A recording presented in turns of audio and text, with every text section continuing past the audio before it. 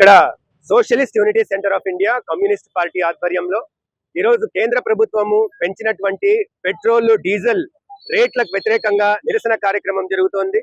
ముఖ్యంగా ఈరోజు కేంద్ర ప్రభుత్వం యొక్క ఫారిన్ పాలసీ అనేది అమెరికాకి పూర్తిగా సబ్మిట్ అయిపోవడంతో ఈరోజు తక్కువ ధరలకు లభించేటటువంటి రష్యన్ ఆయిల్ ని లేకపోతే ఇరాన్ నుంచి వచ్చే ఆయిల్ ని వాళ్ళు కాదని చెప్పి అమెరికా నుంచి ఎక్కువ ధరలకు ఈరోజు కొనడం అనేది జరుగుతోంది.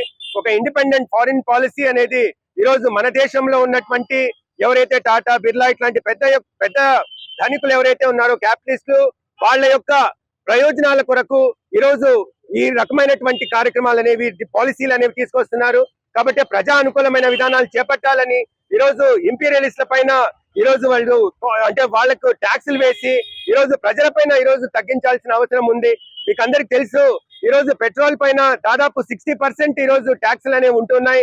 ఈరోజు వీటిని తగ్గించి ప్రజల పైన భారం పడకుండా ఈరోజు కేంద్ర ప్రభుత్వం ఆపాలని మేము డిమాండ్ చేస్తూ ఉన్నాం.